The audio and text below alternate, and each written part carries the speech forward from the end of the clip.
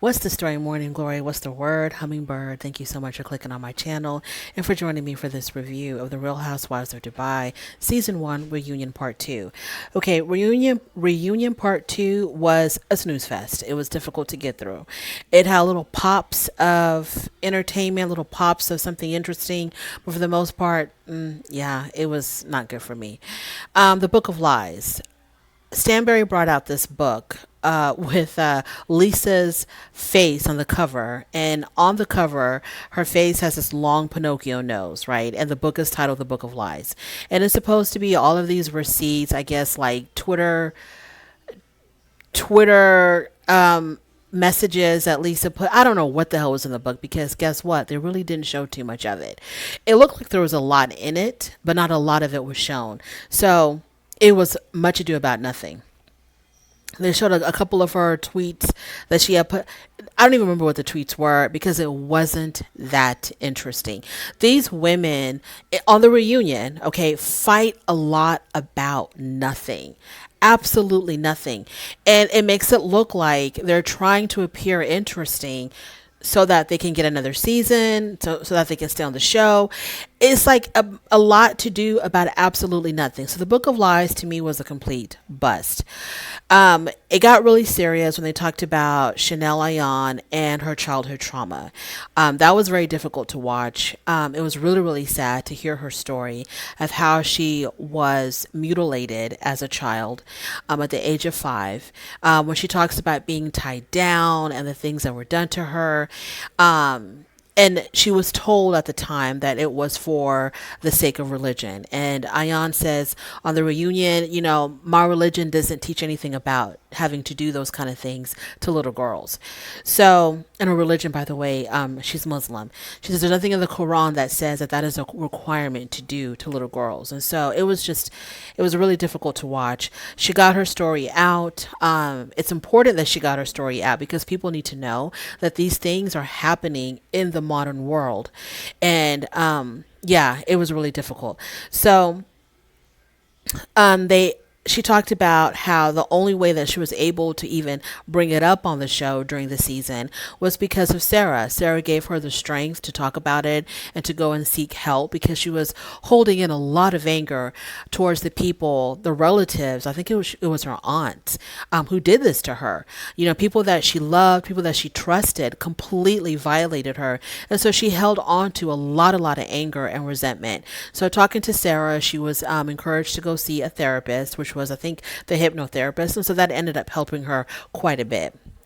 So she says that she wanted to help other people, and Ayan genuinely thanked Sarah for helping her get through this, and she apologized to Sarah if she had ever said anything to hurt her. So Ayan is someone who I've never seen anybody like her. Maybe there are people like her that are like her that have been on this show. I don't know, but Ayan is someone who, at the drop of a hat, she can go toe to toe with you.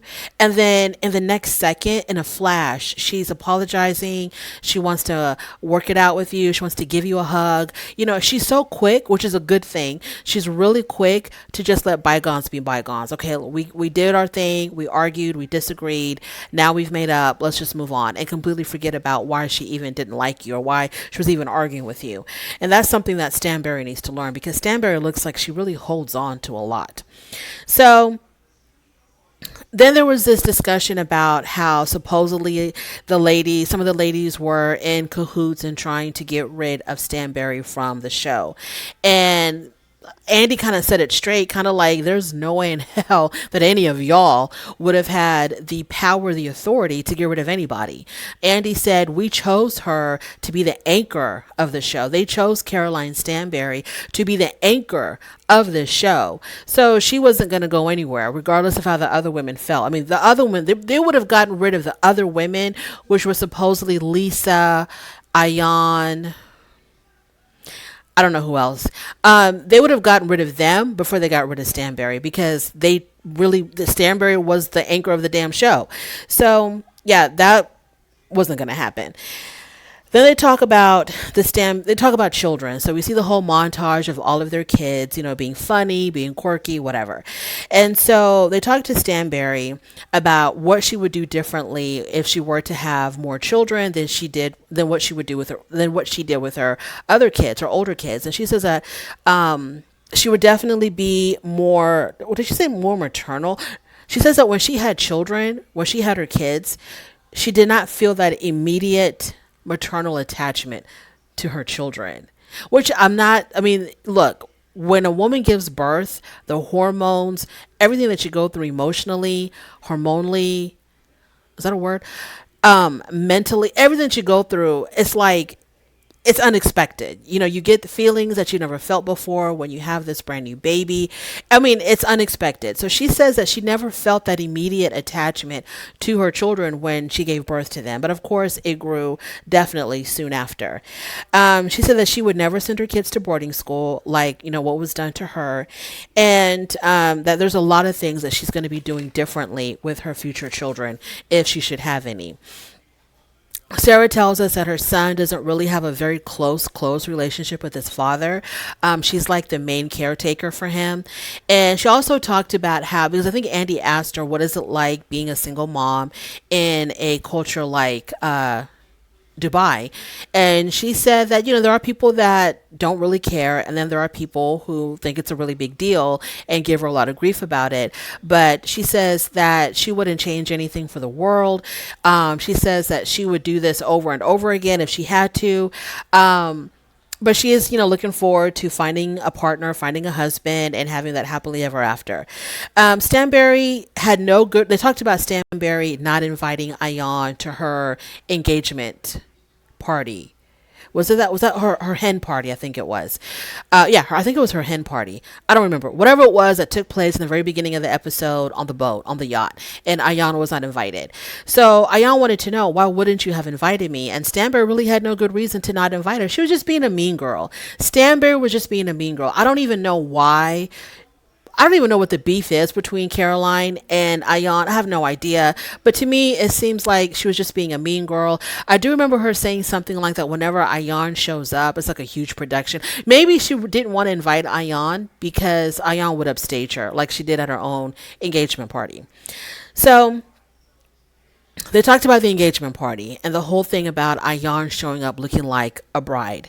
And Ayan, her defense is, how could I be mistaken for the bride? I'm a black woman. She's a white woman. Who's going to mistake me for being the bride?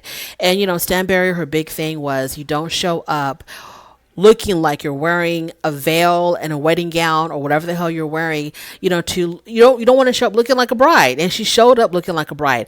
I don't know if Ayan did this on purpose or not. I think Stanberry made a big deal about nothing.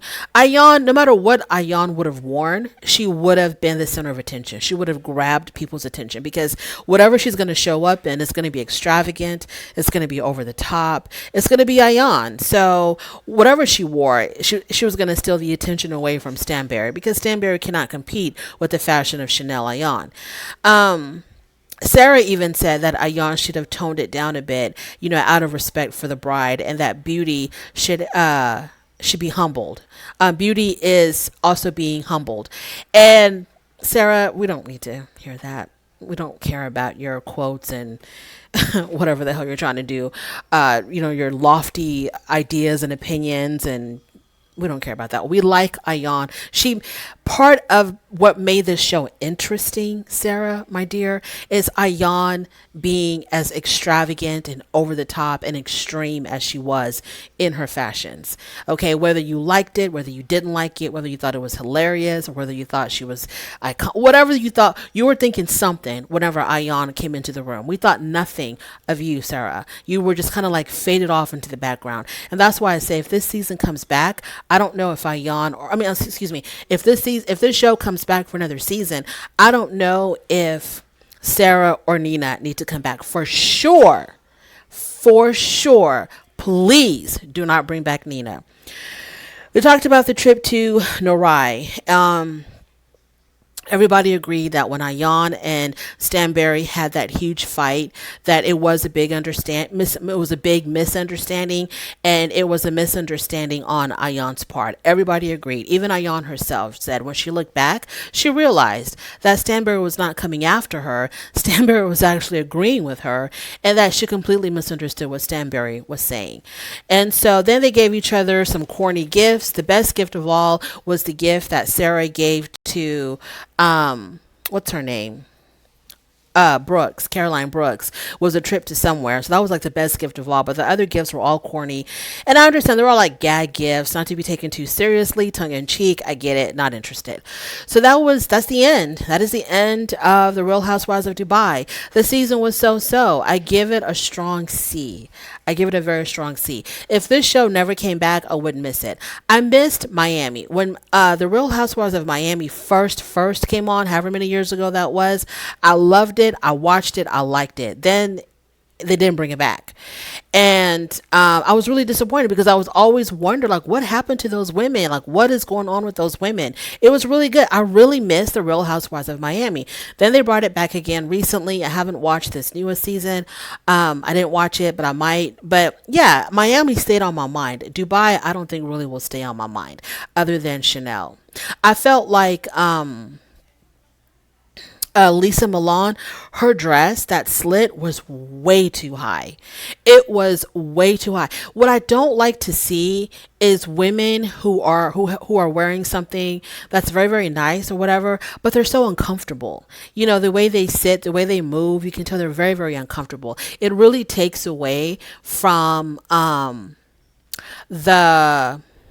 the beauty of the outfit, or whatever you want to call it, when you can tell that they're uncomfortable. That slit was way too high. I mean, it was like all the way to, I want to say even like above her waist. That slit was just way too high. I think every time I think about Ayan and Lisa sitting next to each other, I think about Sarah calling them to the two highlighters. Anyways, whatever. Yeah, it was an so season. You know, Ayan needs to come back. I think Lisa can come back. Caroline can come back. Stanberry has to come back. But Nina, no ma'am. No ma'am. Absolutely not. And Sarah, I'm on the fence. I can take her or leave her. It doesn't really matter to me. That is my review of The Real Housewives of Dubai. Thank you so much for joining me. Thank you so much for joining me for this entire season of Dubai. If you dropped in on every single one of my episodes, I give you all of my thanks and appreciation. If you drop by for one or two, I still appreciate you so much. On your way out, do not forget to rate the video. And if you like this content, please subscribe. And I'll definitely talk to you later. Bye.